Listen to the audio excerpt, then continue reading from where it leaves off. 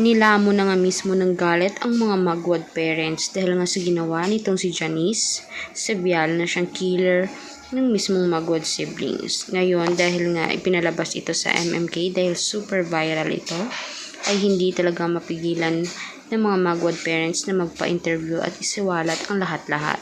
May mga lihim na sulat pa nga na iwan si Ate Gwen at sina Boyboy bago pa man sila tuluyang umalis o pumanaw.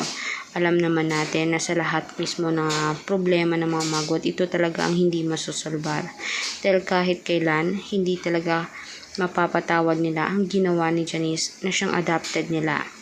Kung saan naawa lang naman si Gwen kung kaya nila inangkin at mismo nga pinatuloy sa kanilang pamamahay. Pero gayon pa man, hindi din naman nila lubos na matanggap o makapaniwala na yun palang mga ipinapakita ni Janice ay siyang hahantong sa totoong buhay na kaganapan. Kaya naman, humihingi mismo ang mga Magwad na sana naman ay tuluyan ng hanapin pa itong si Janice, ibigay mismo nararapat na patong dahil kahit kailan ay hindi na muling maibabalik pa ang buhay na nawala na.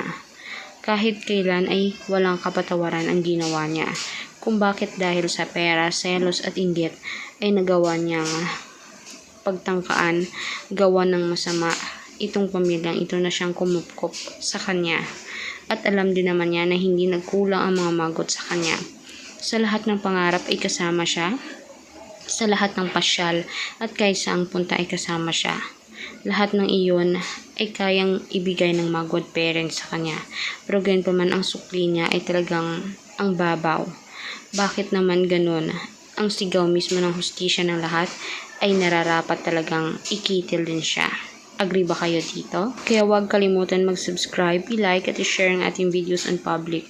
I-tap na rin ang notification bell. Hanggang sa muli, maraming salamat po mga kanetasen.